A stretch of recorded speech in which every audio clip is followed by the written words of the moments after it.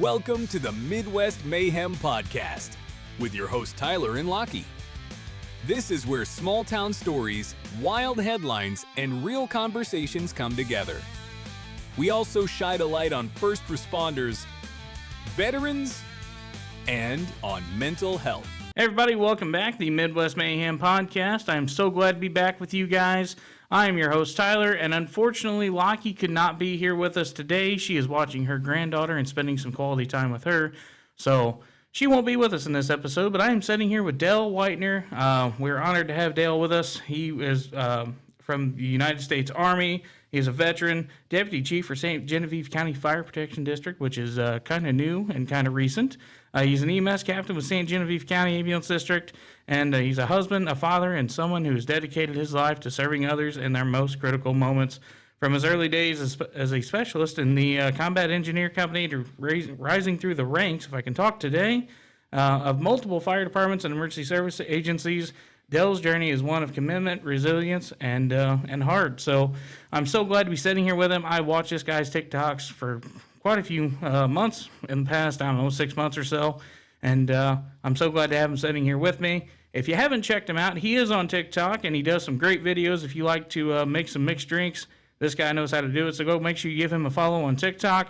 I believe his name is EMS Life, exclamation point on there. So give him a shot. We reposted a video on our TikTok page of him making one about doing the podcast with us today. So, Dale, thank you so much for being here with us. And how you doing?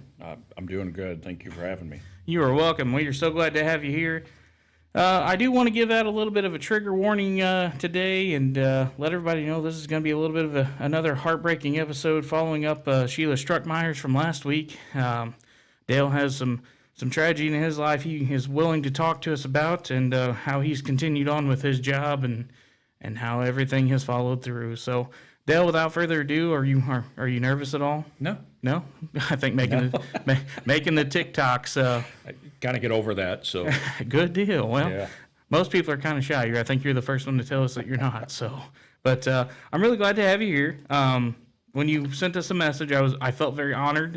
Like I said, I've watched a lot of your content, and you seem like you have a very interesting story. So I'm excited to jump into it, and I'm so thankful that you were able to join us today. I'm very honored to be here. But well, without further ado, we're going to jump into it. But before we do, for those of you watching our YouTube video, we are sitting here at Frontline Armory again in Farmington, and as you can see above me here, Nathan's got a banner that he just got ordered, and he decided to put it behind us, that big, beautiful Frontline Armory logo.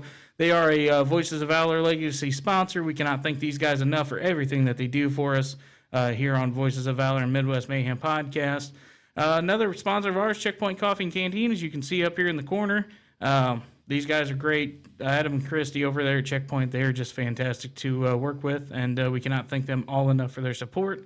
If you look at the TV right behind Dale, we have a slideshow going on of all kinds of stuff coming up. We got the free first responder mental health seminar that you'll hear about here in just a little bit during our commercial break. We got merch on our website. You can listen on Apple Podcasts, Spotify, YouTube, iHeartRadio, or directly on the website if you go to Listen Now. As you can see, we have merch available, hoodies, T-shirts, tumblers, stickers, you name it, we got it on there. And without further ado, we're going to jump right into talking to Dale and learning about him, and I think we're ready to jump into it. So, Dale, tell us a little bit about yourself, where you're from, and kind of how your journey started in the emergency service field and the Army. So I'm originally from a little town called Peevely, in the Herculaneum, Peevely area. Grew up in a place called Horine, a small town. Mom and Dad lived down here in St. Francis County. I kind of grew up around here, growing up, climbing the chap dump, doing things that we were discussing earlier. So yeah, going in, I had family background in the military. My grandfather was in the Air Force, and my great-grandfather, and so on and so forth. But I wasn't exactly the smallest person to get put back into the Air Force, so I thought, why not join the Army? And kind of got into it. It was 99. I was just getting ready to graduate high school and signed up, left. I think it was 3 days after I graduated for basic training. I didn't even get to enjoy any, just bam, straight through. Oh, wow. Fort Leonard Wood, they call Fort Lost in the Woods, and yeah, I enjoyed every bit of it. It was amazing. I wouldn't have changed it for the world, honestly. Got in, I was a heavy wheel driver. Anything the Army had with wheels on it, I could drive. I kind of went into that. Switched over, did some heavy equipment operator, kind of back and forth in there, and then I took a Combat Lifesaver course. Basically, we were front line before the medics got there. We could start IVs and give medications and certain things that went into it. There wasn't a lot to it, but it started intriguing me. And I was like, this is kind of fun. This is something I kind of like. And when I got out, I joined a local fire department where I was living and started my career in the fire service. And then went from there. And it just, after I took first responder and kind of got a little more intrigued into the medical field, it just kind of grew from there. I started with Hematite Fire Protection District, fantastic department. I actually rented from the fire chief, Bobby Hypes. So I lived in an upstairs apartment down. There used to be an old general store in the town of Hematite. So spent a couple of years there. I lost one of my best friends there. He was a paid fireman for Hematite and had a heart attack, and it kind of killed me. I couldn't stick around much longer. It was hard to walk in there and not see him sitting there. And I left from there and went to Dunklin Fire Protection District, which served Peebly. Another great department. I can't say anything bad, honestly, about any of it. Great friends, people I went to high school with, things like that. And then when I met my wife, I moved to St. Genevieve County and got on with Kinsey Volunteer Fire Department, which we didn't get paid. We didn't get anything. It was strictly volunteer. About 20 years there. My time with Dunklin and Hematite was just a basic firefighter. I never really went anything further than that. And when I got on with Kinsey, I started as a firefighter, and then come to realize I had a lot more training and certificates than half the guys on the department. And then they started pushing me a little further, so I went to ranks of captain and deputy chief, and then battalion chief, and then assistant chief, and then I took over as chief for the last 9 years before we formed the St. Genevieve County Fire Protection District, which now I'm a deputy chief over them for stations 2 and 5, which is my old station, Kinsey, and our Bloomsdale station. So got into that. Worked at No Run Company, the lead smelter up in Herculaneum, and when they shut the doors down, they actually offered to pay for schooling. And I thought, this is my opportunity to go to EMT school. Mm-hmm. And so I went to EMT school at MAC and got my EMT. And St. Genevieve was the first district that gave me an opportunity to work for them, and I've been there 16 years now. So I love it there. It's a great family-oriented place to work. It's EMS, as everybody knows, unless you go north, is not a get-rich job, of course, but I can't see myself doing anything else. I really can't. So. Kind of built for it, and once you get into the service, and it's really hard to describe to people who've never been in any kind of service, whether it be fire, EMS, police. Once you get into this family, it's really hard to leave, even after you've left. I left the fire service back in 2024. I served for 10 years, worked my way through the ranks as well, and it's just really hard to leave. It becomes a part of you. You don't become a part of it. No. It becomes a part of you for sure. And you've listened to our other episodes, Tommy Hill and all them. They love it just as much as both of you and I sitting here, and I'm just really glad somebody else gets to share that with everybody else that's been on Voices of Valor with us and can recognize that you don't leave it. It never leaves you. Once you become a thing with it, you're just a part forever. Absolutely. And it's always a family the more family oriented, if I can talk today, good Lord, the more family oriented it is, the harder it is to leave, in my opinion. The department I was on was like family. I loved every one of them, and it just broke my heart to go. But unfortunately, in the fire service, politics is getting worse and worse and worse. So, that I'm really glad to know that's how you worked your way out. I mean, you've been all over from Jefferson County to St. Jane County. Now you work for St. Francis County, Melville, which is in St. Louis County, yes. Correct? So you have you've been all over the place here. But, I have. Quite a few years of experience. You started doing this before I was even alive. I was born in 2000, so. Thanks for making me old. You're welcome, brother. I graduated high school when you were born, so that's amazing. Yeah, well.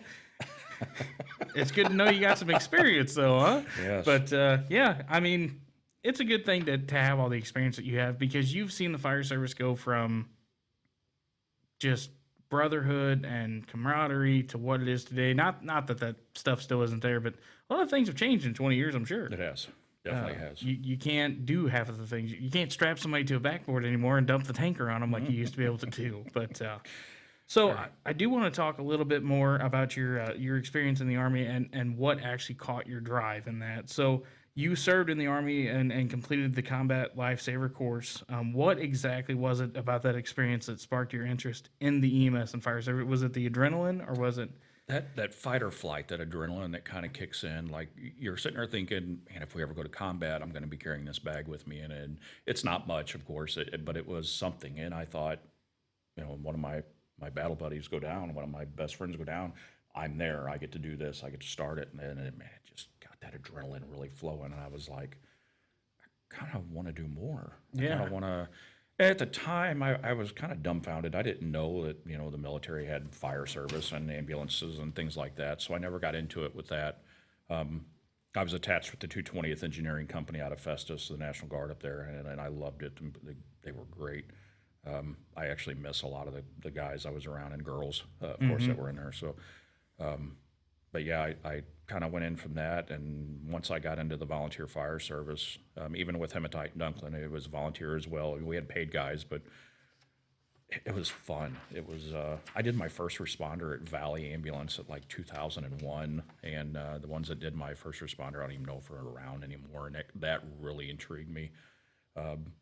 Once I did that first responder, why it took me so long to go to EMT school, I never realized I wanted it that bad until I went. And and after I finished EMT, which I had two amazing instructors. Actually, there was quite a few of them. We got some of the daytime and the nighttime. I did the evening class Tuesdays and Thursdays.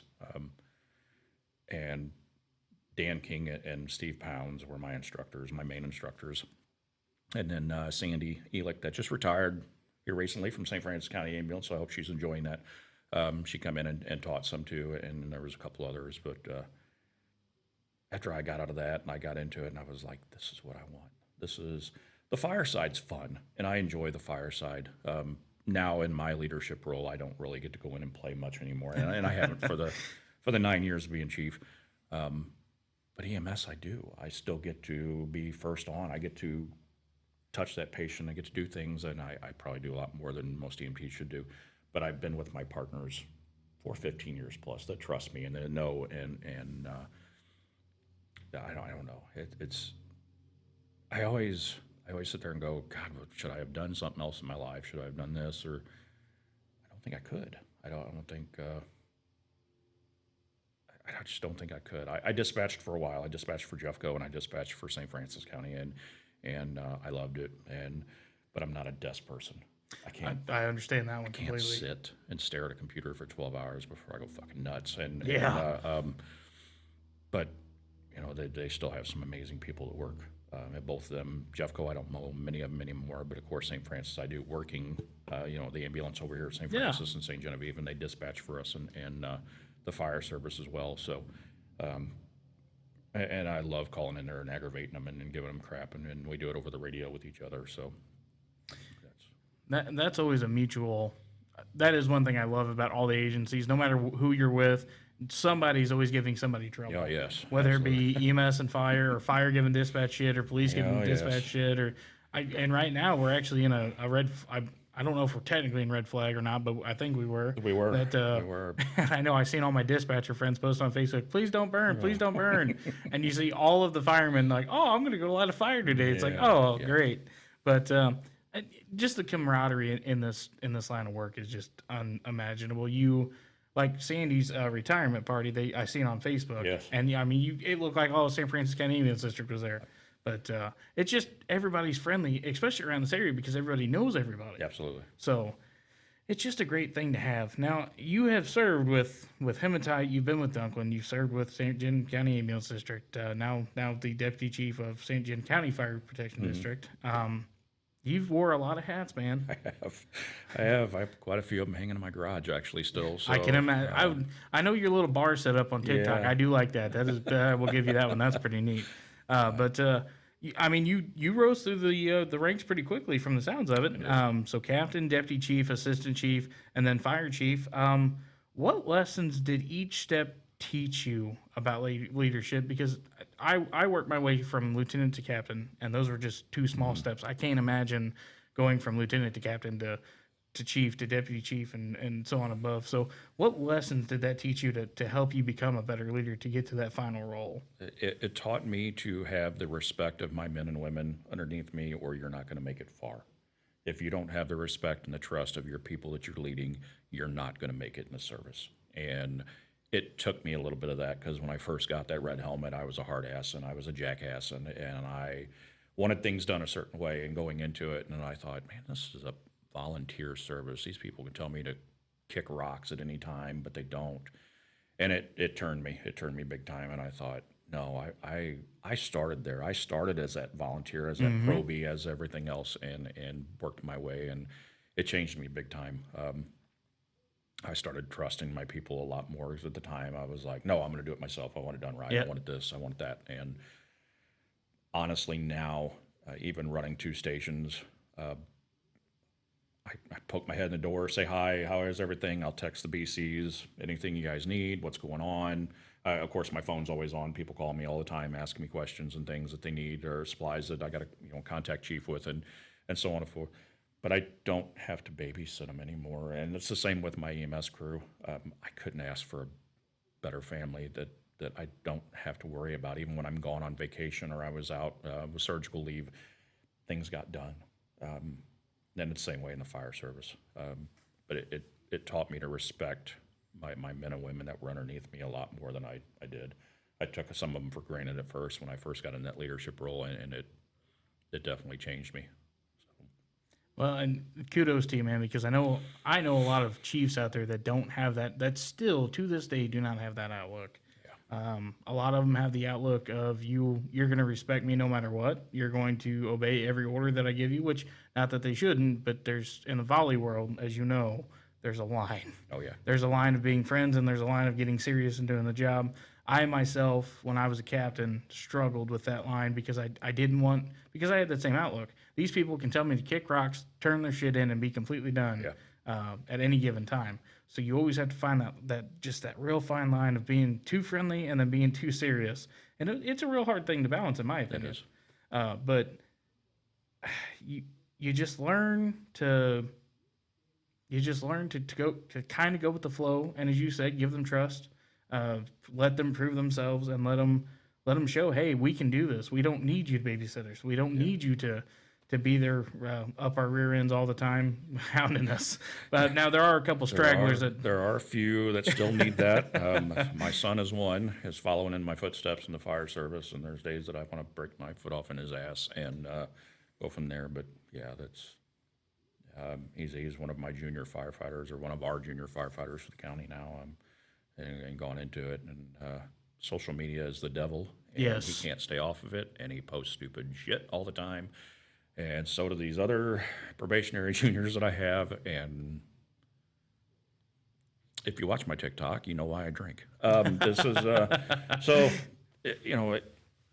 I still have to do that line, and I do that with my son too. I'm your dad, but I'm also your chief. This is the way it goes, and I'm as hard on him as I am anybody else. Sometimes a little harder, actually, but it's kind of like a coach, like a dad being the coach of a football team, being harder on that one player. I'm sure that right there, as you said, I'm sure that's why you drink, but I'm sure that's extremely nerve-wracking. Yes. So you served 9 years as the fire chief of Kinsey. Yes. Kudos to you for that. Congratulations. That's a hell of a period to serve as a white hat. I don't know that I could have ever been a white hat. For one, I enjoyed being a captain. You sit right there on that fine line. You can take command, but you can also still go inside with your guys. So I always enjoyed being able to go inside or still be able to cut up a car or whatever the case may be. But for 9 years, you served as a fire chief of Kinsey. Now, before while the transition was going on here for the San Genevieve County Fire Protection District, what was it like leading through that transition? Because I'm sure it had to be kind of confusing. It was. It was a lot of buildup of getting everything together, all the paperwork, everything else you had to get going. transitioning over the insurance, the ownership of the trucks, and we did meet some resistance in our county, of course. Nobody wanted to pay more taxes, and I get it. Yeah. I'm one of those as well. But this volunteers are a dying breed. I hate to say that, and if it wouldn't have been for this tax passing, a lot of our stations probably would have closed within the next 3 to 5 years, and then people were going to be waiting even longer for help. Homeowners insurance is going to go through the skyrocketed roof, and from there, we're hoping to actually lower our ISO rating with everything that's going into it. We're waiting on all the inspections and everything to come through. So it was hard. I had a couple guys. Say Big D, and that's Daryl. He was my assistant chief. He's one of our captains still. He stayed around. I was hoping he didn't leave, but he was one of the big ones against it, and I understood. And I didn't hold him any different than I did anybody else that supported us. Kind of went on to that. And then Chris is one of our captains still. He was one of my captains at St. Genevieve, but he was 20-year veteran of St. Louis City road seat. Oh, wow. So having his knowledge and his skills there was always amazing. Of course, now, he tells me all the time, I'm getting too damn old for this shit. I'm about to retire, and I get it. And Big D's the same way. He's getting up there. Them two stuck with me, stuck through it, and they'd always tell me up there, man, it's hard to walk away from Kinsey. It's hard that this ain't going to be Kinsey anymore. This is going to be Station 5. This is going to be, and I'm like, but we're still Kinsey. We're still the same people we had up here. Yeah. It still says Kinsey on our doors. It still says Kinsey on the trucks for now. Of course, everything's going to get relabeled. Nothing's changed in that aspect of it, and that's what I was trying to, teach them that we're still us. We still respond to our calls. We still respond to our areas. We still do things. Our coats may say St. John County now, and our helmets might say something else, and eventually the trucks are going to say something else, and we're always Kinsey. It's always going to be that. And it was rough to hang up my chief shield. I had it for so long. I was 7501 was my DSN, and I was so proud when I got that. I was just like, look what I've done.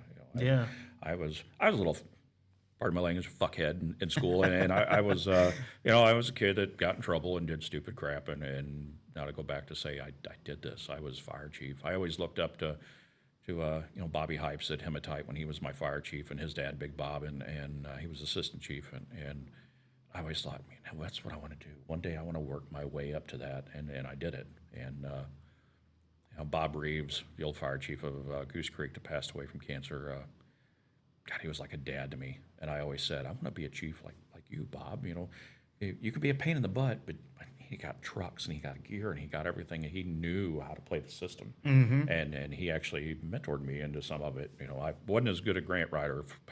Believe me, FEMA's horrible. FEMA, if you're listening, you guys grants suck.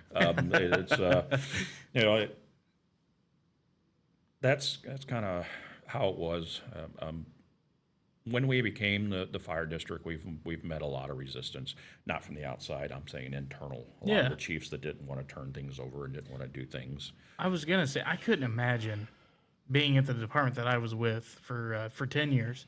I couldn't imagine, because that was talked about in the county that I was in at one point in time, and everybody was like, "Oh no, we don't want to do that," because like in the county that I served in, we were on volunteer. Yeah. So you had one department that was basically like the head of the county, and you knew that if the whole county got taken over, everybody that was a head in that department would have been your head. There would have been no longer. Yeah. I'm sure that's a struggle, because even when it was mentioned when we were going to do it, it kind of frightened me. I mean, it's your safe space. Yes. Yeah. And you don't want these other people overlooking your safe space. And I think that's what a lot of the guys and girls. I've got a mixture at House 5. And that was kind of their say onto it. They're like, yeah, they're going to come in here and change things, and things are not going to be the same, and it's not going. But it really hasn't. Tim Fleeg, our fire chief, is an amazing guy, and I'm honored to serve underneath him as well. Even our assistant chief Rick and our new division chief Chris, we've got some amazing leadership, and they didn't come in and completely wipe everything out like some of these guys were saying. They're like, oh God, here we go. This is going to be this. Is there changes? Absolutely. changes are inevitable. It's going to happen. The changes come. We have to adapt. Fire service 20 years ago is not the fire service now. There's not, equipment, trainings, building construction, things and so on and so forth. Everything has changed over the years, so we have to adapt to that. And I always say it, nobody likes change. Nobody does. But now that we're rolling and things are kind of getting into that transition, we're smoothing out, everything's kind of going, I think it's going great.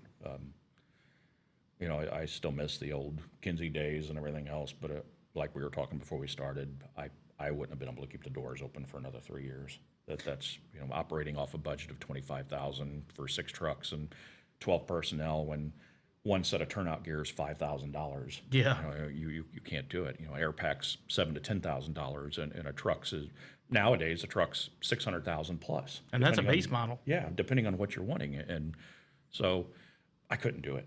I couldn't. When we passed, and I know I got a lot of hateful emails and messages on Facebook, and I get it. I never held anything personal. Nobody wanted to pay that extra tax, and nothing wanted to go in. Some ended up paying more than what the fire tags were, and some are paying less. And I'm one that pays more, but that's my choice. I own 3 vehicles and a Harley and a lake lot and so on and so forth. So I have to pay that. But this is what we needed. This was the change that we needed, and now we're secured with our finance. The fire service is only going to go up from here for St. Genevieve County.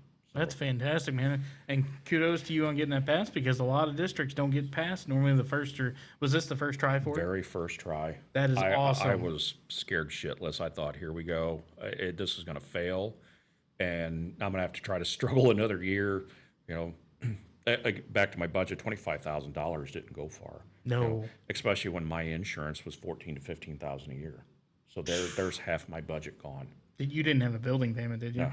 So the department I was on, we got, I think it was roughly around $60,000, and we had train tracks that ran through our town. So luckily UP paid, I think, 10 grand off the top to us every year. So, but we had a building payment that was like $10,000. We had truck insurance, we had personnel insurance, a truck payment towards the end when I left, and I think we had $6,000 or $7,000, maybe that's on a good year to pay for trainings, to buy new gear, to buy. One set of turnout gear is $5 grand, as you said. So that doesn't go very far, and it goes away very quickly. And you could buy a cheaper set. You can get a $2,400 or $2,700 set of coat and pants. That's not boots, gloves, helmet, Nomex, and so on and so forth. But they don't hold like your good set do. And why do that when you're not going to get 10 years out of them? And depending. And then you almost feel guilty because you wonder to yourself, well, since I bought that cheaper set of gear, what happens if this guy gets hurt? Yeah. Is it my fault because I couldn't afford? Absolutely. And that's the kind of mental stress that fire chiefs and officers that have to make those calls go through. Yeah. So I can only imagine the kind of decisions you had to make there, man. I've seen it firsthand myself, and it's not very pretty. And people always think, oh, it's a fire department, it won't ever close. No, it will. It will. If it don't have the funding, it will. Yeah. Again, kudos to you on that, and kudos to being able to be a white hat still, a battalion chief or deputy chief, as you say. That at least you were able to keep a leadership role, and that says a lot about you and who you are, because a county trusted you with 2 of their houses to be a deputy chief. So congratulations on that, man. That is just fantastic. So I do want to cut into a little bit of the deeper stuff now that we know who you are and kind of all the places that you've been. Every first responder has that call that never leaves them. I know I have mine. Lockie has hers. Without sharing private details and names and things of that sort, can you tell us about the one that has just stuck with you over the years? I probably have 2, but the most one is a little child that lived just back behind me. And God, she was just a beautiful little girl that didn't really get to enjoy life much. She got real bad sick with cancer, and amazing family. And I ran on her a few times on the ambulance when she was having issues with treatments and things like that. She was getting sick, and I remember we were in Gulf Shores on vacation, and we kept seeing the post that she wasn't doing good and things were going on, and she just rung the bell not too long before that. We did a big parade for her coming back in, sheriff's department, fire department, everything else got her back in, and I told my wife, I said, I don't want to be home when she goes. And lo and behold, the next morning we got home, we got a call for a pediatric full arrest, and it was her. And I was first on the scene. My ambulance pulled in about the same time, and they ran her out. And I've never done CPR as long as I have nonstop. Crying, like tears rolling down my face, and I'm yelling at her to breathe, breathe, breathe. And we left the back doors open and seeing the parents stand there, and they're doing the same, just yelling. It stuck with me. It stuck with me hard, especially when you work in a small county or community where you know everybody. That was one that really sticks with me. After it was all said and done with, the mother sent me a card with her name on it and a nice little kind of handwritten note that it was meant for me to be there. And man, that one, pardon me. Oh no, man, you're not the first one, I promise. Yeah. That one I still have it. I still have the little plaque in the card, and that one just tore me up. That one, you get a lot of bad calls, but there are the ones that just kind of, they're burnt into you. You'll never forget them, and that's one. Yeah, especially when they're kids, and it's adults too. Oh yeah, but the kids, God, the kids just the worst. Yes, they hurt you so bad. I always tell people that we see things in this job and we do things in this job that you can never tell anybody else about, and you can't you can't explain it to somebody that's never done it. And there's things that I've witnessed and seen on these calls that I have taken to my grave that I could probably never tell anybody about. Some of the stories and it's rough. Not just EMS, it's nurses and doctors and so on, firefighters and so on, and law enforcement, of course. That I couldn't imagine guys that have to pull their weapon and shoot, and it's hard. That call, it sticks with me always. And the other one was a car wreck, and all three children died in it. Their stepfather was a nurse in our ER, so I had to see him on a daily basis. Oh, wow. And he's still there, a very good friend of mine. They were laying on each other, shoulder to shoulder, and it looked like they were sleeping. And I'm going to pick on my old partner, Carla. She was my captain when I started at St. Genevieve, and I love Carla to death. She's a nurse at Perry County Prairie Mercy now. I'm sorry, I want to say that wrong. They come back and yell at me. I remember her crawling in the back of the car and looking at me and tears rolling down her eyes, and she shook her head no. And I knew they were gone. Those two laying there, I can remember what they were wearing still. I can remember the clothes they have on. I can remember the spot. I remember everything. It's like you're still there every day. Yeah. And that's another one that it really sticks with me. But the one that was right there by the house is probably my hardest. God. Now, do you still live in that same spot? Yeah. And I still see the mom and dad, and I still they've got beautiful children, and another newer baby that they had a little bit after the passing. Amazing people. So yeah, I still get to see memories pop up. Friends with them on Facebook, and they share photos of them, and it's always great to see that they still do that. So, well, man, that's and for the listeners out there that don't know this job and don't know that people in the emergency service field, they have emotion. You just heard it. I had somebody ask me when I first started doing this, why do you enjoy bringing these people, making these people bring these memories up?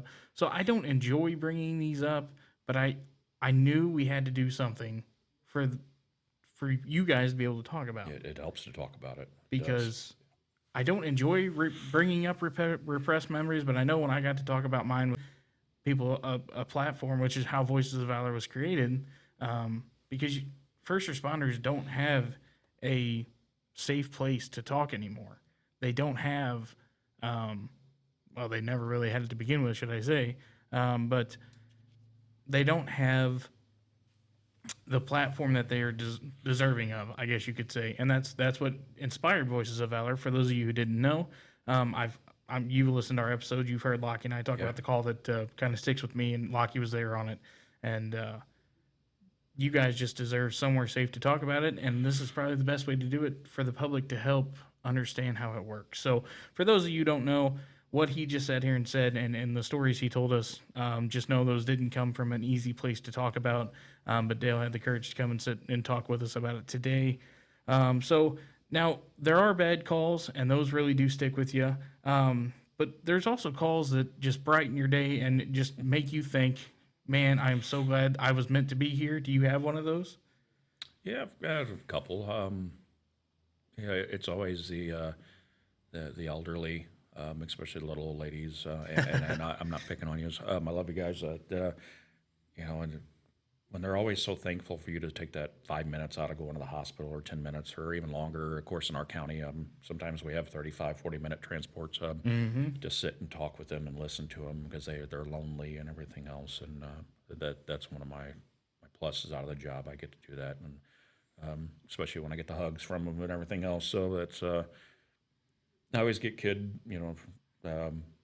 Carrie works dispatch, and my friend Jessica that works over here on the ambulance. They're always like, "You got a thing for the old ladies?" And I'm like, I don't know, it just warms my heart up. It goes, I got a little tug there, a little soft tug. So, a couple car wrecks that I've worked, and another one that was bad, and I'll discuss it again a little further on. Yeah, we'll get into My that. boss up at Melville Fire, Carrie, was my partner for several years. She was actually one of my supervisors too for a while.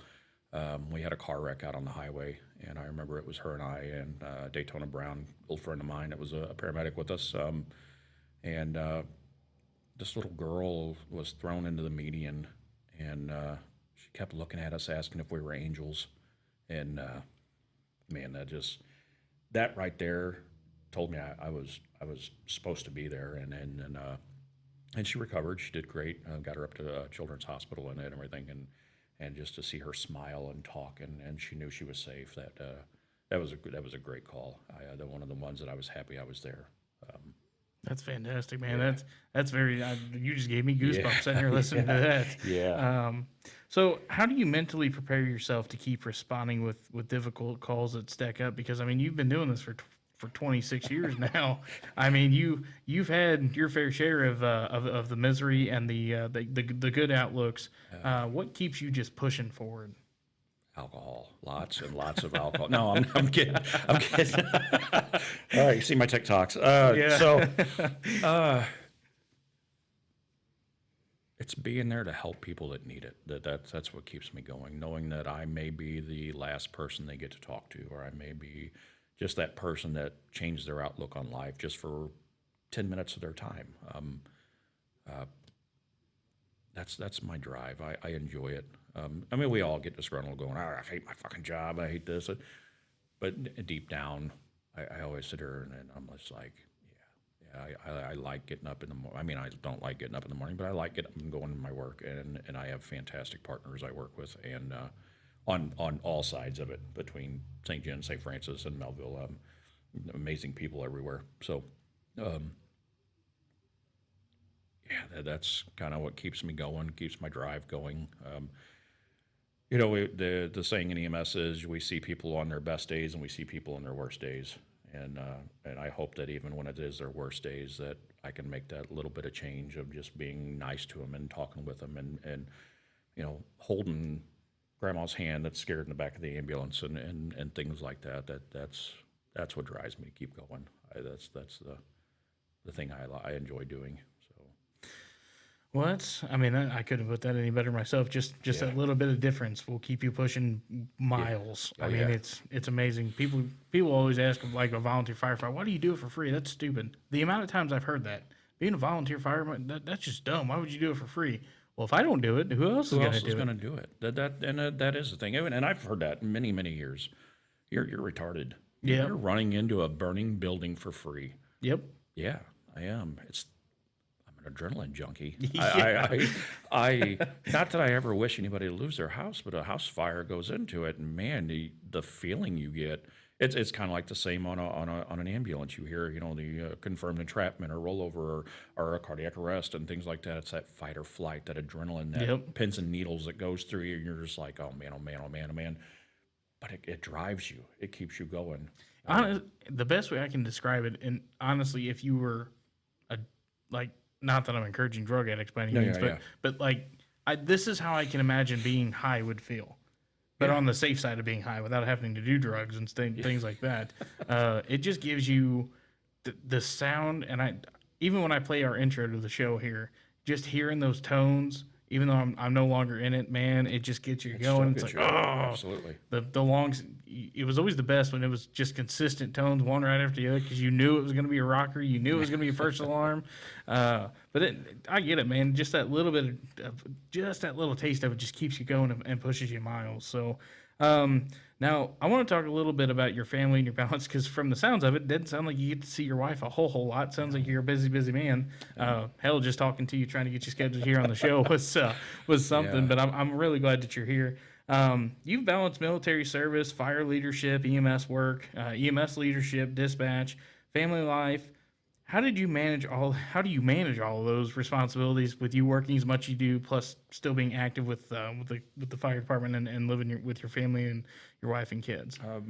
My wife comes from a volunteer background as well. Her dad was the fire chief for many years up at Kinsey as well, so she had that understanding. When we started dating, I was, of course, with hematite and Dunklin, and she knew that's what I did, and kind of got in from there. And then she knew after I got onto the ambulance and started working it and really enjoying it, she was like, yep, this is our life. This is the way it's going to be. And now having a son that's kind of following in my footsteps as well. My girls, they care less. My oldest is 23, and my next one's 18, and my other one's 14. And I always ask, my middle one actually talked about going into the EMS service, and then I was like, yeah, if you can deal with blood and guts and, pardon me, I don't mean to disrespect, but dead bodies and things on and so forth, and people, puking in the back of your truck or spitting on you or biting you or trying to hit you. Yeah, peeing all over themselves and all over everything in the back of your truck. And if you can do that and go, yeah, fuck, okay, come back to the station, clean everything up, then it's the job for you. And she was like, nope, I ain't doing it. So, yeah, they understand. They do come to the station and see me at times. My girls do, and my son as well. He eats, sleeps, breathes, and everything fire. He is that's what he wants to do. He's 17. Hoping to get him in with Fire 1 and 2 here soon and get him pushed and going. And that's what he's like. I want to do this. This is what I want to do. And now he's got the taste of it. He's got to do a little more than what juniors and probies probably should have done. Like I've thrown him in a pack and shoved him indoors of car fires and things like that. And he's got the dragon, so he's there. The girls know they don't want anything to do. They usually come home from a house fire and they're like, "Well, you stink." I'm like, "Yeah, whatever." And, but they're supportive. They know when Dad has bad days. If they get up in the morning and I'm sitting out in my bar with a glass of whiskey, they know to leave Dad alone. It's been a bad shift. Something else has happened. So, or if I come home and change and jump on the Harley and I take off, then they know I got to go clear my head. I got to get some wind therapy. A little wind therapy, yes. Yeah. That's my harlot. That's my the mistress. I get her out and go ride, and I winter ride, I'll summer ride, I'll do anything. I just don't ride in the snow and rain. So we've had a lot of that here lately. About 10 foot of it, it seemed like. Well, that kind of answers our next question before we go to a commercial break here. But What helps you decompress when stress starts to build? Sounds like it might be a Harley. Oh, it is definitely the Harley. Other than that, I'm a gamer.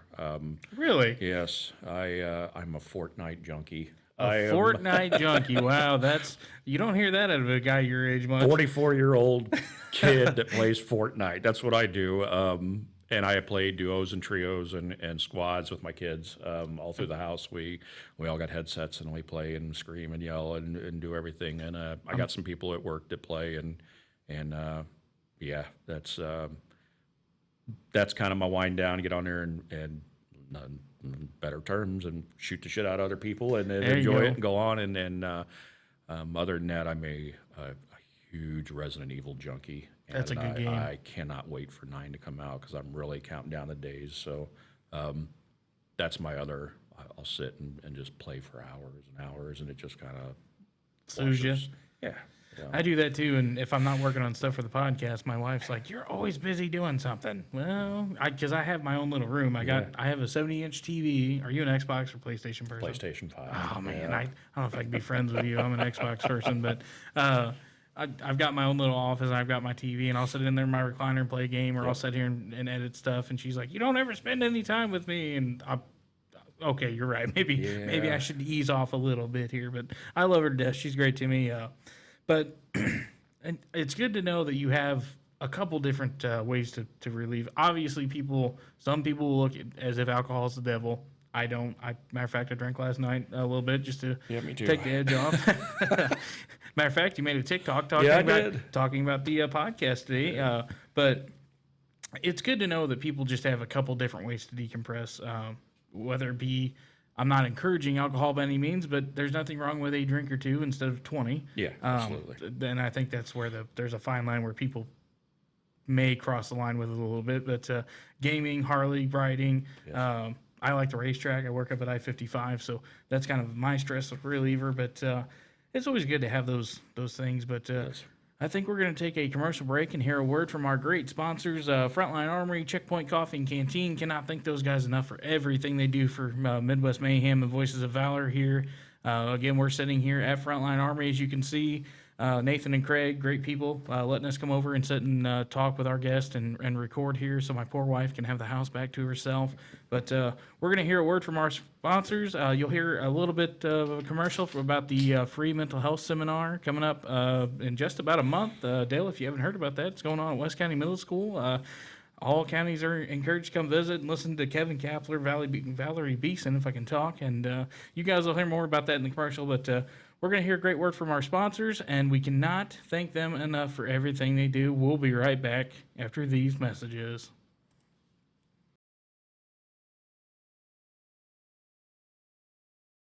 Attention Potosi, there's a new mission in town, Checkpoint Coffee and Canteen. This veteran-owned coffee shop isn't just about caffeine, it's about community.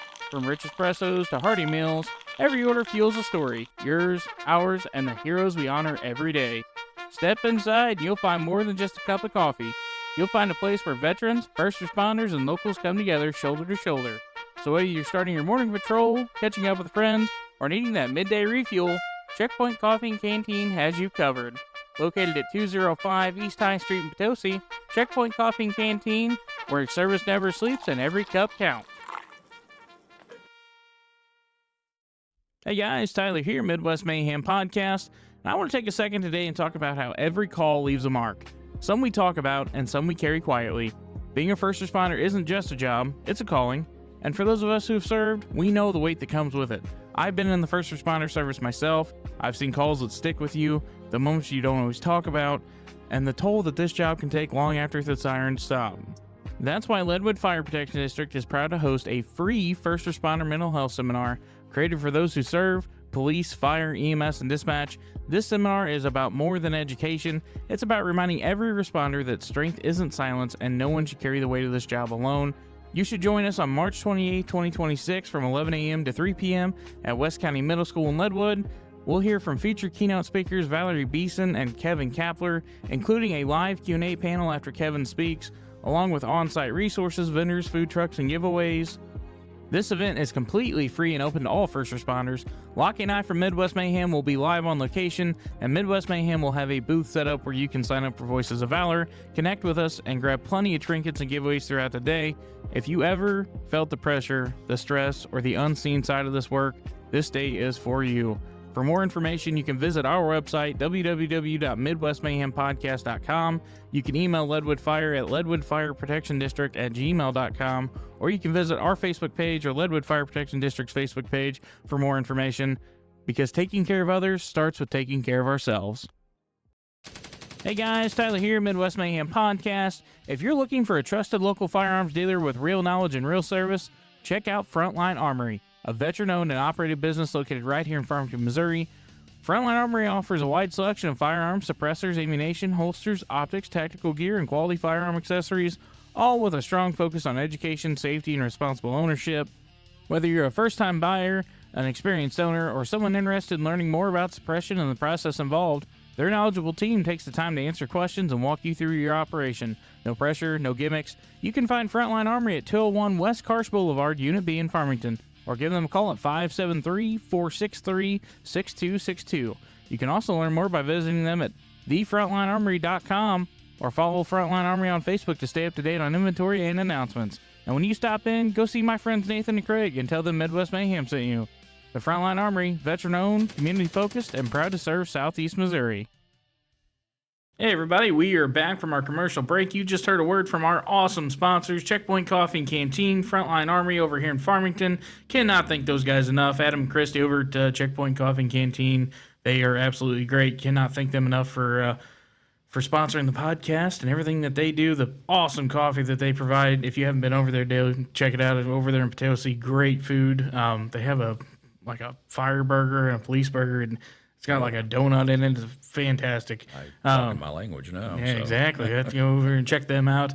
We just got done talking to Nathan before we came back on, and again, cannot thank Frontline Armory enough for letting us sit here and record every Sunday. Poor Nathan gets stuck in his office while we do this, but he's a great sport. Him and Craig both. Cannot thank them enough. Come over here, order you a firearm. They've got silencers, guns, pistols, rifles, you name it. They can order. Everything is online. They don't have anything here in store just yet. They're working towards that, but cannot thank these guys enough for everything they do. You also heard a commercial for the free mental health seminar coming up here on March 28th, 11 to 3, hosted by the Leadwood Fire Protection District. Cannot thank Dylan Miner and Taylor Miner enough for working with us on that and inviting us to be a part of it. And the Leadwood Fire Protection District, we love working with those guys. Great people. So make sure you go over there and come see us. Lockie and I will be live on location. We'll be broadcasting that day on Facebook, and I'm sure TikTok and anything else I can get us on, we'll be broadcasting. So come over there. Sitting right over here, I was just telling Dale that Frontline Armory has got a bunch of door prizes, a bunch of cool stuff that we're going to be giving away over there. So come on over, check it out. There's going to be vendors, food trucks, 2 keynote speakers, as you heard in the commercial. Just going to be a great, around an all great day. I'm hoping to see Dale there and everybody else, all of our first responder friends. Anybody that's been on Voices of Valor, come on over and talk to us. Maybe we'll do a big group picture of everybody that's been on the show so far. But without further ado, we're going to jump back into Dale's story. We've heard some pretty heart-tugging stuff here, and he shared some stuff with us. But we're going to jump back into it. Dale, I want to talk a little bit more about your EMS career. I think we've covered just about everything fire-wise. Yeah. So you began your EMS career in 2010 after graduating from Mineral Area, if I can talk today. Good Lord. Maybe I need a drink. And started PRN with St. Genevieve County Ambulance District. What do you remember about those first days? Being out of place, honestly. You start with new face at a new place. I knew a lot of them from running first responder calls with the fire department, of course, but actually getting in there and working it and, getting your first call underneath your belt, you're like, oh God, what did I get it into? Oh God. And it's you, your person to the hospital, and it's their life in your hands. And I just remember I was a nervous fucking wreck. I was, until about the first, I'm going to say 6 months. My anxiety was through the roof and everything going into it. And I'm never usually like that, but it was, you're playing God at times. Yeah. And it's a little nerve-wracking. So I had some great mentors, some great people that kind of took me under their wing when I first started into it, and it helped mellow everything out until I got my full-time position. When I started at St. John, we've always been 8900, but we used to run Medic 1, 2, 3, and 4, and Medic 1, 2, and 3 were the 24-hour trucks, and Medic 4 was a transfer truck we used to have, and it worked 12-hour shifts Monday through Sunday, basically. You ran transfers from the hospital, and then you ran backup 911. So if any of the other trucks went out to different stations, we have 3 in St. Genevieve County, and you would go and cover that station while the other truck was out. So I got to see a lot of good stuff. My old partner, Dave Stryler, man, I miss that guy. Retired. He's enjoying life and traveling and camping, and I'm jealous, Dave. I really am. So gets to just go out and do everything. That man was a walking medical dictionary. Like, wow. I could come in and be like, man, this is doing this. And he's like, it's rickets. I'm like, what the fuck is rickets? You know, but he knew what it was. And it was fantastic. He made me the EMT I am today. If it wasn't for Dave, I wouldn't have known half of what I have. Not putting anything else on any of my other partners or people that have been over, other captains and my boss alone. But I was with him when I got full-time. I started full-time on the transfer truck. So I was with him Monday through Friday for a year full. And that man pounded everything into my head. Like, I can never say thank you enough to him. And I miss our Friday Collier's days. Collier's was an old smokehouse in St. Genevieve. We always, every Friday, we went to Collier's. We got barbecue, and they're gone now. But I always miss that memory with him. So it's always nice building those memories with those people. Yeah. Because again, you become friends, but in this service, it's always family. It is. It is for sure. Brothers, sisters, no matter what, and no matter the time of day, if they need something, even if you're not at work, you're right on it. So. Absolutely. But you eventually became the district's first EMS captain as an EMT. Yes. So what did that milestone mean to you? Because I'm sure normally that's a paramedic, right? It is. It's always been medics. When I started, we had captains and lieutenants, and they were always paramedics. Lieutenants eventually went to some EMTs, and then some things happened, and my boss at the time was like, no more EMTs, no more nothing. And I thought, well, fuck me, I'm never going to get anything There goes further. My shot. You know, and so the time came, we made 2 new positions. My captain at the time, Dawn, she's now our, I say assistant administrator. She's up in the front office, and I was asking when they went, I'm like, you know, you're here now, you're able to help out when times come, and I can always call you on things that I can't do. Why can't an EMT put in for this position? And they had a little chat, her and Kendall Shrum, our administrator, and they were like, yeah, absolutely, apply for it. So I did with a couple other people, and I was a little nervous. One of my other old crew members, I just lost her actually not too long ago. She went to a new crew. She put in, and I was thinking, fuck, she's got me. And when they announced it and I got it, I was like, holy shit, I'm the first EMT captain of St. Genevieve County, and my job's maintenance. That's what I take care of, truck maintenance, some house maintenance, and things like that. So I have already had a background. My old captain, Chad, leaving us to go to Madison County, fucking traitor. So he was the maintenance captain. I helped him all the time, work on stuff and do things. So I kind of already had a background to it. It was almost bigger than becoming chief of the fire department. Oh, wow. I'm an EMS junkie. I love the fire side of things, but EMS is my calling. That's my go-to. You know, it was just, I went home and I remember celebrating and drinking, and we went out to eat and did everything, and I was like, I'm a fucking captain. And you know, everybody's like, oh, captain. But to me, that's a big deal. Like you said, it was always paramedics. I never got that opportunity to it. So, and of course, I get why didn't you ever go to paramedic school? Why didn't you do this? Why didn't you do that? I'm like, because I got it fucking made. That's why I didn't do it. So, I do basically what the medics do, except for push narcotics and drugs and start IVs, and of course I don't interpret 12 leads and so on and so forth, but I set everything up for my medic. I'm right there working with them. So to me, it's no different. That's kind of You don't have to remember all the measurements for all those meds. No. That would drive me nuts. No. I don't have to go to school for however long medics, a year and a half and I sit and watch these medics that I work with in both places. Well, actually all three places now. Melville's big with critical care paramedics. They've got an amazing program up there and going into it, and the shit they were talking about, and I'm standing there going, I'm lost. I'm gone. I watch these other EMTs that I've worked with over here at St. Francis and some at St. Genevieve that's went through medic school, and then they're like, it was the worst fucking year of my life. And I'm like, yeah, I'm good. I'm good. Pass. You know what? Yeah. I got fire. I'll be all right. Every 5 years, I'll do my CEUs and relicense, and I'm happy doing what I do. So that's good, man. That is fantastic. Yeah. Washington County's a big one on the critical care. My wife works over there in the office, and she'll come home and talking about what she heard the paramedics or whoever talking about, and she'll get to talking, and I'm like, huh? What? Do what? Yeah. Now, wait a second. I've been in the service 10 years, and I still don't know what the hell you're talking about. What? That makes no sense.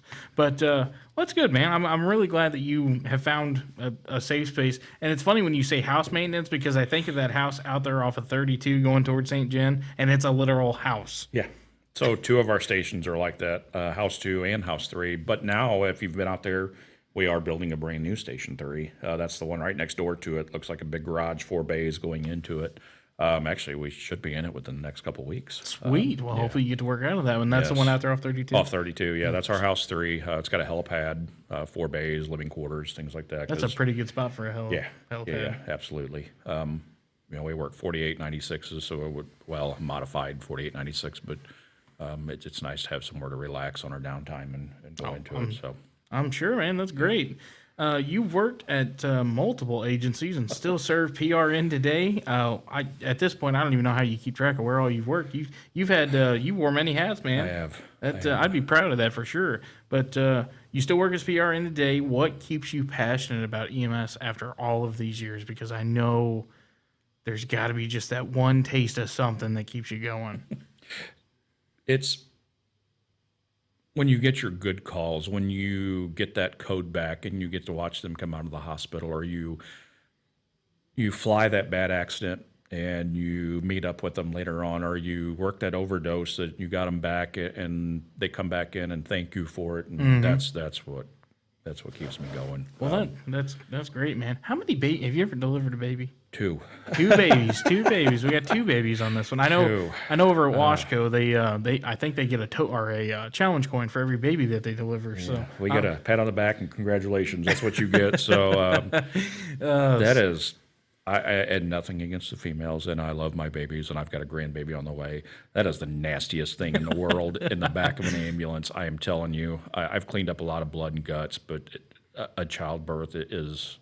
Oh, man. Is a cleanup. I've helped deliver one, and it was in the front seat of a 2004 Dodge minivan in the middle of the night in the freezing cold. So, no thank you. Yeah. The smells and I don't even want to go into it. But what advice would you give someone that if they're just starting out in EMS, again, if I can talk today, we're talking fresh out of EMT school, or before they even go to EMT school? Come into it with an open mind. And don't give up when you get your first bad call. Give it a little longer. Talk. Don't keep things bottled up. That's another thing. If there's ever a call that bothers you, reach out to your partner or so on and so forth and talk about it. I usually try to express that in with the new EMT students that come through. I love when we get students. I love teaching them through and showing them trucks and going on calls with them. And I usually talk and say, back to our earlier segment of, you're going to see things in this world that we're not meant to see. Don't keep it bottled up, and don't give up. Don't let that one call ruin you. Don't let it go through. That's kind of where I would say. The other thing is working with a lot of medics, a lot of paramedics. Give yourself some time as an EMT in the field. Work for a while and make sure it's what you want before you go put yourself through that hell of paramedic school. And get through your year and then realize this is not for me. I always said it's always good to at least get a year or two underneath your belt as an EMT and go, yeah, this is what I want to do. Because within that year or two, you're going to have some bad calls, and then eventually you're going to go, yeah, I can't do this. I can actually say I've seen firsthand a great friend of mine that we ran a bad call and he was done. It was never a step foot back, never wanted to talk about it, never wanted to do anything. So, yeah, that's what I would say. Don't give up, and know there's always people out there to talk to. That time does come that you get that bad call. Don't keep it bottled up. Mental health and in our world, fire, EMS, and police is bad. It's very.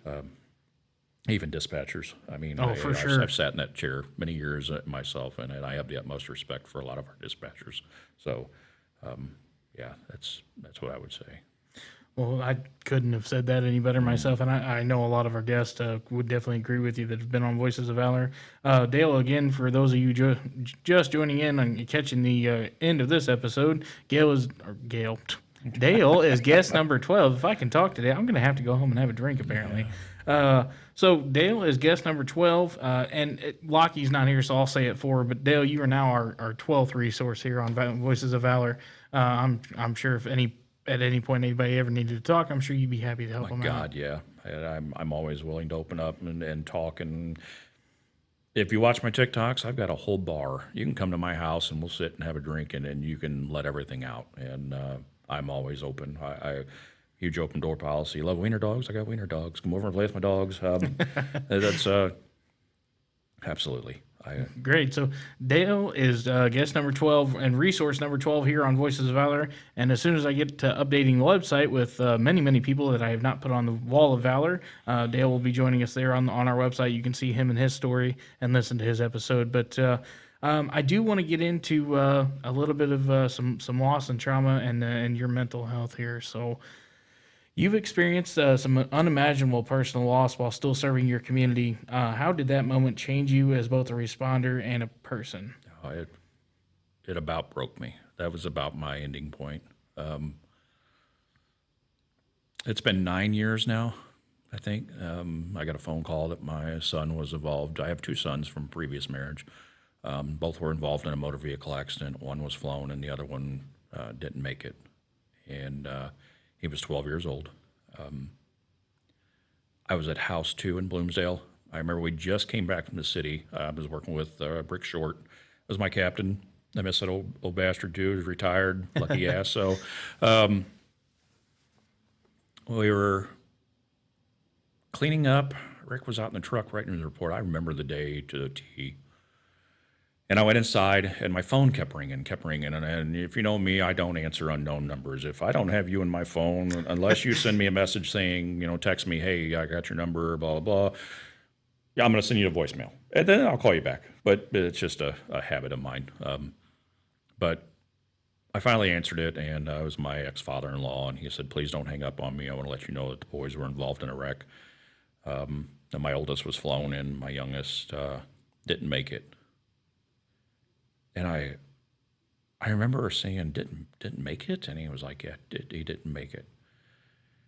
And we disconnected. That was the end of the call.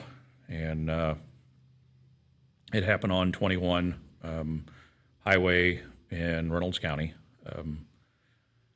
north of Ellington. His roadside marker is still out there. So some of my days of riding the Harley, I get to stop in and still see it. And well, that's good. But I remember it not hitting me until I went out into the bay. And at St. John, we have to wear turnout gear on every damn call. And sometimes it's annoying, sometimes it's great. But I remember I sat down on the back of our backup truck, and I was taking my gear off. And Rick come around the back of the ambulance, and he looked at me, and he said, what's wrong? There's something wrong. And then I remember looking up at him and said, my son was just killed.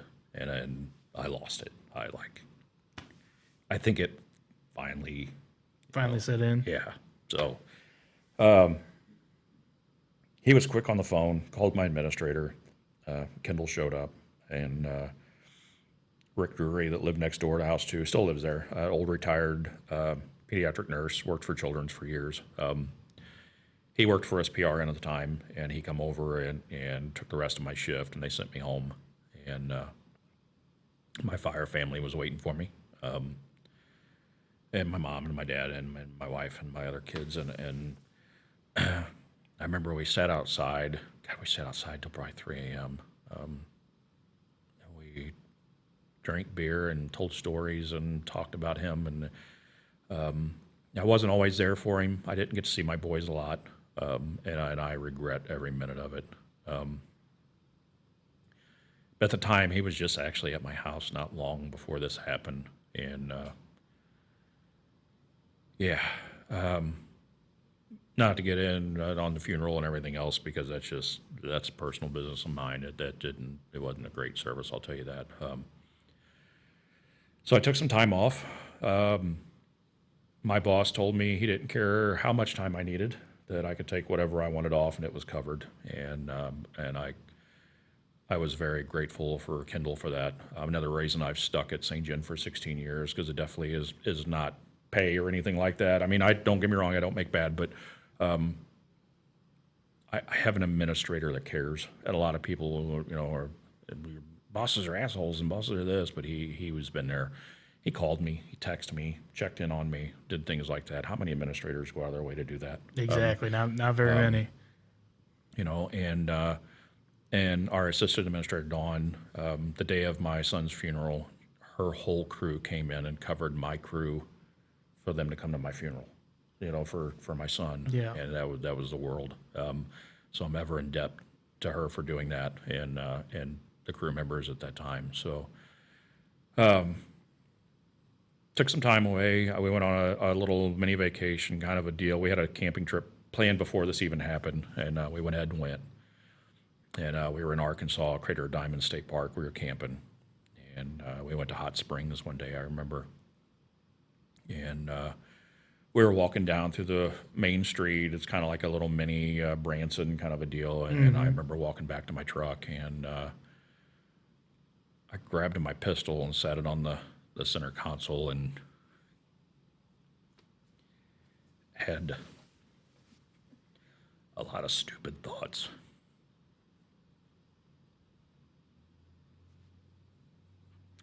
And that, folks, is why we do what we do here on Voices of Valor, to give the voices of reason. And then I thought, I'm being selfish, because I'm not only taking myself out, I'm taking my family with me. And I put it back down and continued my day on. And I even told a lot of people I did that. Why it even crossed. I mean, my world was gone, Absolutely. So time came back, and Kendall kept checking on me, and I was like, I'm ready to come back to work. Sitting at home, I was going even more nuts with my thoughts, and I needed to get back into it. So, excuse me. No, you're all right, man. I go back to work, and I was actually partnered with my boss at Melville Fire now, Carrie Stewart. She's an amazing paramedic and a good friend of mine, and our first 3 fucking calls out the door were car wrecks with kids. And I thought, I'm done. This is it. I can't do this no more. That's where that little girl that asked if we were angels, that was one of them. There was a baby in that car that got rolled over. She was, mom was breastfeeding, and she went out the sunroof, and the car rolled on top of her and killed her. Oh, wow. And then we had a family of 6, all were ejected into the woods. That was another one. A little girl was just like, hold my hand, going on. And I just kept getting these calls, and it was like back to back to back. And I'm like, what the fuck am I doing? And that was just about my breaking point. And I don't know. I talked to some friends and had some downtime to me. And at that time, I was working for Joachim Platten Ambulance Service as well, part-time on their transfer division. Fantastic ambulance service. I don't think I mentioned them in my list, but a lot of good friends that work up there. And still to this day, I'm still good friends with them. reached out to a few of them, and it helped. It helped big time, and that's why I say don't ever keep anything bottled up. Get out and talk. And mental health in our field is a big destroyer, a big killer of our careers. And I had some good friends here at Dispatch that reached out to me and kind of helped me through some things. So yeah, that's now being 9 years, it still bothers me. His birthday's coming up in April. I always said he's my little 420 baby. And, and we celebrate it. We make cakes, and we still say happy birthday to him. And I have a tattoo on my side, a set of angel wings, and it actually has his ashes in it. The artist took ashes and put it into the ink. Oh, and, wow, that is shaded neat. it in. So I always have a part of him with me. So, it's hard. It really is. Nobody ever deserves to lose a child. There's the old saying that goes around, your child buries you, not you burying your child. And working in this field, when we get those bad kid calls that goes in, my biggest regret is we argued. We were actually kind of fighting back and forth because I'm not going to get too personal into it, but his mom and I don't see eye to eye. And as many couples. Yeah, and we were arguing back and forth and fighting and going over to it, and he was mad at me and didn't want to come back over, and then this happened, and I never got to say goodbye, or I never got to say I love you one more time. So it eats at you. It does. It definitely takes a toll. Yeah. I got real bad into alcoholism. I was drinking daily. Like, I might take tox. I got a full bar and everything, but I don't go in there every day and drink. I don't do it. I like collecting bourbons and doing things. And, but this was like Pretty rough period. Get off work and stop at a gas station. And before I'd get home, a pint was gone. Wow. Bottles of wine. I would drink a whole bottle of wine on the way home. But whatever I get my hands on, I drank it. Guy my size, I was killing 30 packs of beer by myself, and I was just like, God, why am I doing this? And it was bad. I had to control myself and get myself help, or I was going to put myself on the ground before it was over with. So. Luckily, my EMS family and my fire family was there for me, and my family, of course, my wonderful family, that helped me get through everything. I don't talk a lot about what happened with him and everything that goes into it, just because it still hurts. Even 9 years later, it still hurts me. It'll hurt you forever. Oh yeah, and you get that call that you remember. You see somebody that looks like him or remembers, or you see that parent that's bawling over their child that was just killed in a car wreck, and it destroys you. I remember Carrie and I, we got our asses handed to us right after that baby call where she was rolled on the car, and it was just like, now St. John, we're not a busy district. We only run about 2,800 calls a year, but it was just like bam, bam, bam, bam, bam. We were running, and we were both like crying in between calls and talking because she knew what I went through, and she was one of them that was there, and it helped having a person that understood, that kind of went through it, and my crew. I was on B crew at the time. Chad and Adam and Aaron and a bunch of my friends, and we always hung out outside of work and did things like that helped too. Kind of go from there. So. It's definitely rough. I know there's others out there that have lost kids that are still doing this job and going into it. I've talked to many of them. Actually used to work with one. Dean Stevens was one of my old captains, old coworkers, and they lost their son. And now I see it firsthand. I was like, wow, that's what they went through. This is fucking crazy. This is, so yeah, it's kid calls to me are the hardest freaking thing in the world, and it's always because of that. I don't mean to sound ignorant or hateful or anything else, but I can go work a cardiac arrest being an older person and come back to the station and keep on going and doing my thing.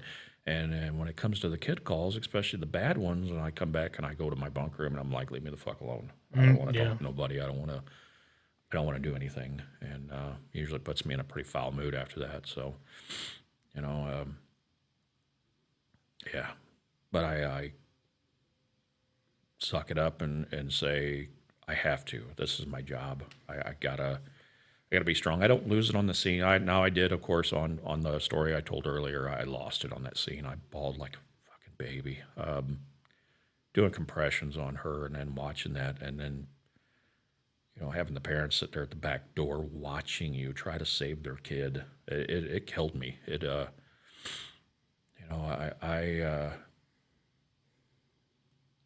I'm glad his wreck didn't happen in my county.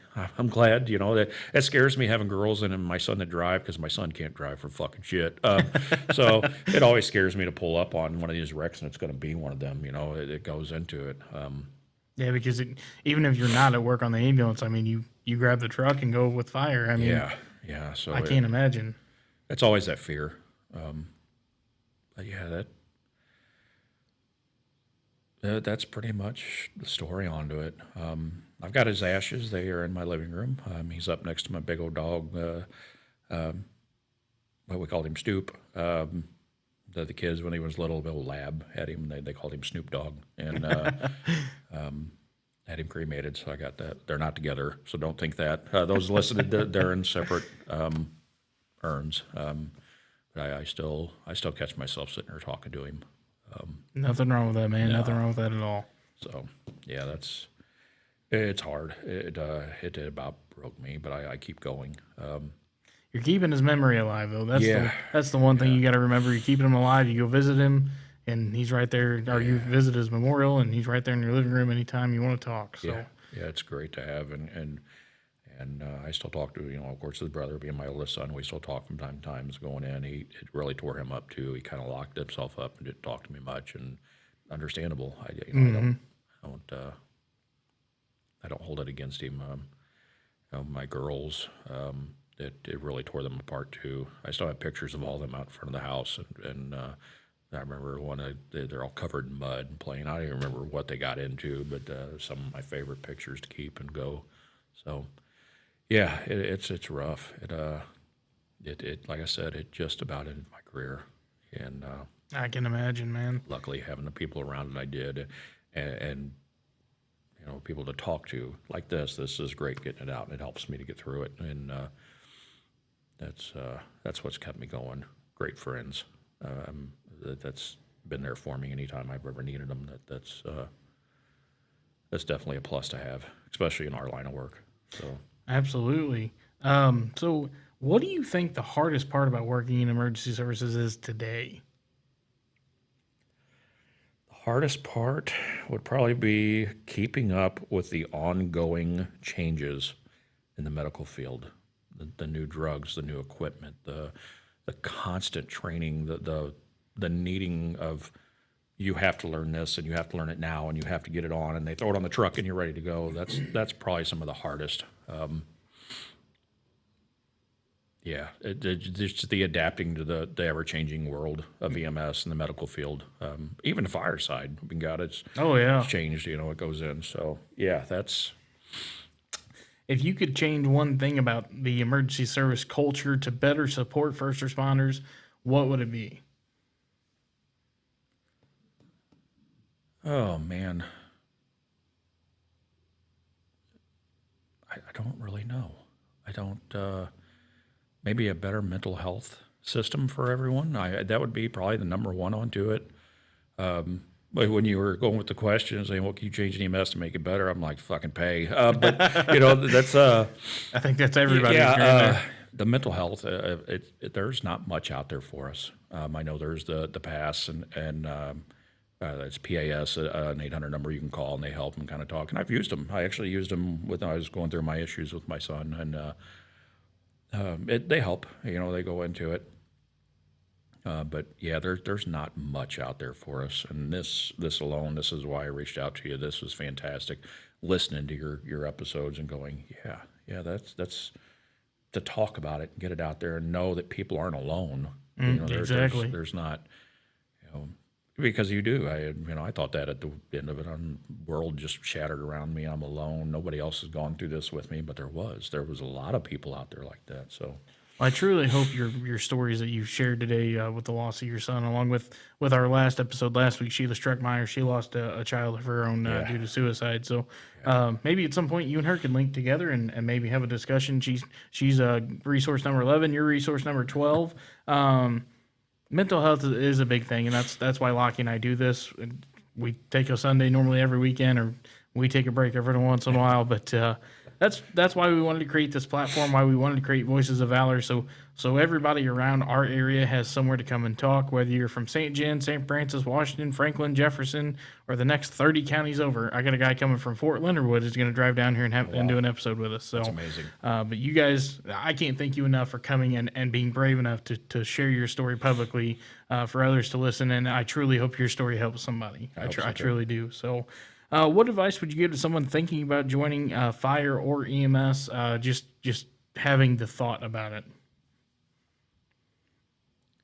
What advice would I give somebody to get into the career? Well, now I would tell you to run, but do it. Go for it. Jump in, get your feet wet, and see if it's something you're going to enjoy. That's what I would say. You only live once, and I really live by that now, especially after the tragedy and traumatic background of that I've had. That you only live once, and why not? Absolutely. Why not? So. What do you wish the public understood about about what first responders carry long after call ends? I wish they'd seen the backside of everything. What we do after a bad call, the nightmares, the therapies to get rid of, the alcoholism, the people going to drugs and people going to sedatives and antidepressants and everything else. I'm not going to lie. I take Xanax at night to sleep. I have horrible nightmares and sleep, and thank God that there's medicine out there to help some of us that need it. And I don't take it all the time, but nights that I have flashbacks, it kind of goes into it, and you need that little extra help. I wish people knew what we've seen. Like we were talking that Code 3 movie. Yes. Go out and watch that movie, and I'm telling you, it's to a T. I don't care if it's a rural service or it's a city service or it's anything. That movie hit it on the nail. And if you work in fire EMS, you're going to go, holy shit, it does. I mean, even if you're thinking about getting into the medical field or fireside, watch this movie. I'm telling you. Code 3 is the name of it. It's got Rainn Wilson from The Office. He played Dwight on there. Great movie, very realistic, has a few funny parts. It's great. But if you like comedies and something that's inspiring, I would definitely check it out because it definitely has a mission behind it. So Dale, we're kind of getting into the part where we wrap up here. I want to ask you a question that we've asked everybody else that's done our Voices of Valor series with us. What does the word valor mean to you personally from being in the military, from being working your way all up to be a fire chief, to being an EMS captain, being an EMT? What does the word valor mean to you? Valor to me is, I guess, heroism. It's like confidence in the time of battle, the time of need. That valor is it. It's. I'm trying to think of the name. I'm brain farting here of what I was going to say onto it. There's a word for it that I'm trying to think. Confidence in that time of battle, that time of it's time to go. That's valor to me. That's a what good I would one. describe it. Yeah. That is a good one. I think we've had one or two other use that term to it. And it means different things to different people. It doesn't have just one definition. No. I do want to point that out. it has a dictionary definition, I'm sure, but to everybody else, it has its own definition that work in this field. Yeah, absolutely. I mean, you've been in the military, first responder service, so to you, it can mean a wrap of things. So one of our traditions here on Voices of Valor, and you've listened to our episodes, so you know what's about to come up and hit you here, but one of our traditions here is asking each guest to challenge another person, another hero that works, it's a veteran or works in the first responder story or field, that you want to hear them come on and join us here on Voices of Valor as a guest and tell their story. Who do you have in mind to nominate as your challenger to come and sit with us and talk like you did today?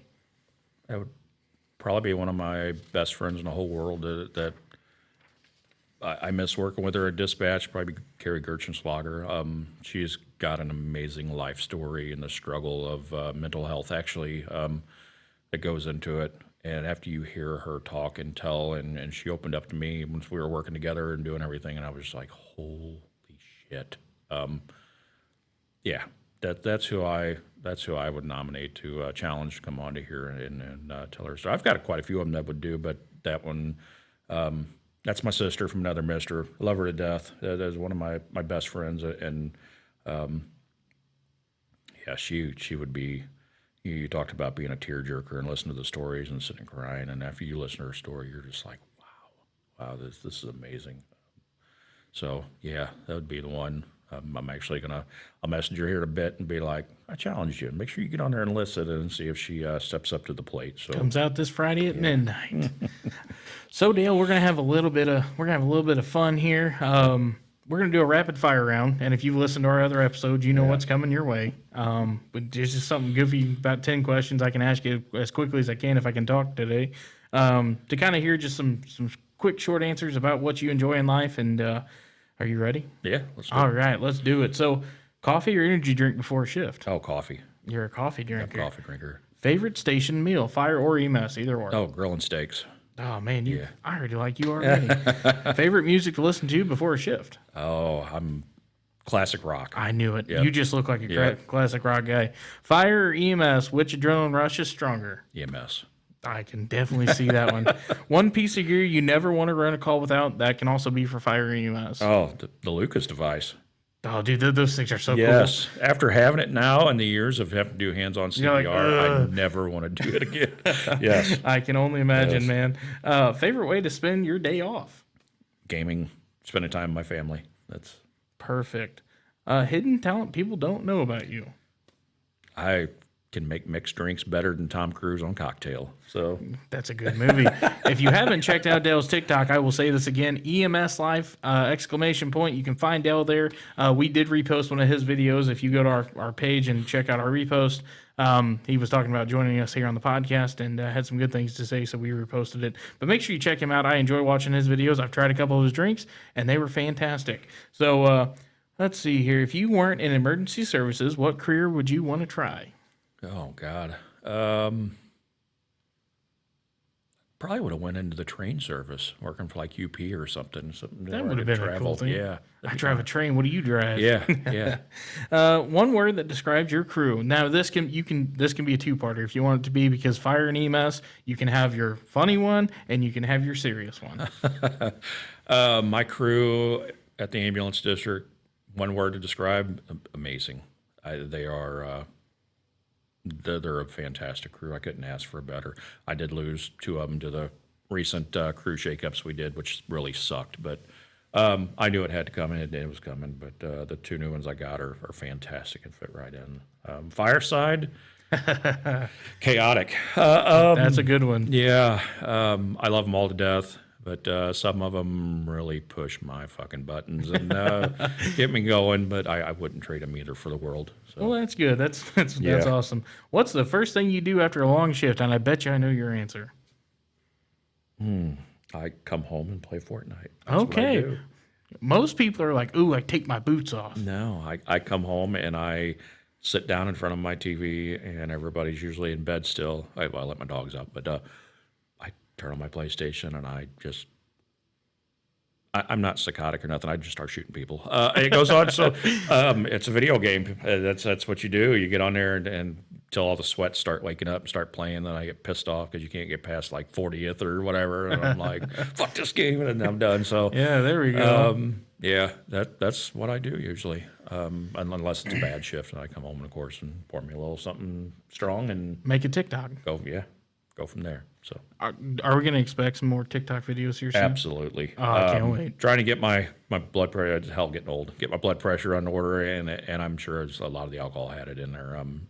But yeah, there's more coming. I've got some stacked up, some drink video, or there's some ideas, and yeah, I've already got people sending me messages going, "When's the next? When's the next? And try this." And Well, we do have a Midwest Mayhem whiskey glass on our website. oh, really? It's got our logo on it. It's the 4-finger glass, so make sure you check that out. Pick that out. Yeah. Be sure to throw us in your videos. We can use all the Absolutely. support we can get, man. So Dale, thank you so much for trusting us with your story. I was very honored to have you here with us. I was really shocked to see that you messaged us because you beat me to messaging you. I'm really glad you were able to join us here. Your dedication to service, your resilience through hardship, your willingness to speak honestly about mental health truly represents what Voices of Valor is all about. You remind us that courage isn't just about responding to emergencies. It's about continuing forward even after life tests you the hardest. And brother, I do believe you've been tested to your point of breaking. So I do have one final question for you. If you could leave listeners with one message, something life and this career have taught you, what would it be? Never give up. Never give up. That's a good one. Yeah. It truly is, man. That's a very simple term that can mean so many different things. But again, I cannot thank you enough for joining us here today. Guest number 12 here, Dale Whitener. I'm saying that right? Good. Okay. Yeah. I'm just making sure. I can't say names to your friend. I can't wait to have her on here because I'll screw her name all up, I'm sure. But again, you've been a great guest. You've answered so many different questions and shared some emotion with us today that I truly hope it helps many people that listen to this episode. Make sure you tell your friends and family. Hit us up on that TikTok page. I'm so excited to see our logo mix some. There's a couple stickers in your bag. Absolutely. We'll get it in there. We'll throw Midwest Mayhem and Dale's drinking videos, and I'm so excited to be a part of that. But Dale's a great guy. First time I ever met him in person today, but I feel like I have a friend now, and he's just an all-around great guy. So make sure you share his episode with all your friends, all your family. Again, Midwest Mayhem is sponsored by Frontline Armory. We're sitting here in Farmington in their store recording, and cannot thank Nathan and Craig enough for everything they do for us here on Midwest Mayhem. And come over here, check out a gun. Well, come over here and check out their website to buy a gun because they don't have any guns here, just so you know. Check out their website. They sell them online. Great people, friendly, very clean space. It smells amazing in here. Cannot describe the smell in this place. It smells so great. Checkpoint Coffee and Canteen over in Potosi. Check out Adam and Christy. When you walk in there, I promise you will smell diabetes because some of the stuff that they have is sugary. It's amazing. Their food just looks absolutely awesome. Check out our Facebook page to see that. Cannot thank them enough. Go visit them. Give them some business. Don't forget, we have the free mental health seminar coming up on March 28th from 11 to 3, hosted by the Leadwood Fire Protection District. We're going to have two keynote speakers, Valerie Beeson and Kevin Kapler, vendors, food trucks. Frontline Armory's got all kinds of stuff that they're donating over to the event. They have sitting over here in the corner. All kinds of great giveaway door prizes that day. Lockie and I will be live on location. Come see us. We'll be on Facebook Live and broadcasting from there. Come over, have a conversation with us. If you want some more info on Voices of Valor, we can give it to you. We can get you signed up. We can get you scheduled. And we look forward to talking to all you guys. This day is for you about your mental health and we stand, showing that Leadwood stands behind you and we all stand together in some way. So, Dale, thank you again for joining us. I truly hope you decide to join us again. And you've been an amazing guest, man. And I can't thank you enough for all your years of service. And I hope you keep strong and keep moving on. Thank you for having me. This was wonderful. You're welcome, brother. Anytime. So until then, again, Lockie wasn't with us today. Lock, I know I missed you. I know Dale was pretty excited to see you, but she was babysitting the granddaughter. So I know she got to spend some quality time with her, and that's more important than missing an episode of the podcast. But until then, guys, I'm your host, Tyler. I'm sitting here with Dale Whitener. Lockie wasn't with us today. You can listen on Spotify, Apple Podcasts, YouTube. We now have video footage. You can watch my goofy self sit here with all of our guests. But make sure you listen on YouTube, Apple Podcasts, Spotify. You can check it out on our website. Our website is www.midwestmayhempodcast.com. You can buy merch. You can learn about Lockie and I and who we are. You can listen to episodes. You can find mental health resources, the 988 number, and all kinds of numbers for first responders. If you ever need in a crisis, you can reach out to us. We're happy to help in any way we can. But until then, we will talk to you guys next week. We got Justin Duncan with the Washington County Ambulance District coming up. He's going to be sitting here talking to us about all the stuff he's done in his career. And we look forward to having him and having him as a guest here on the podcast. So until then, this has been Midwest Mayhem. Let me try that again. This has been Midwest Mayhem, and I'm your host, Tyler. We'll talk to you guys soon. Thank you so much, and I hope you enjoy.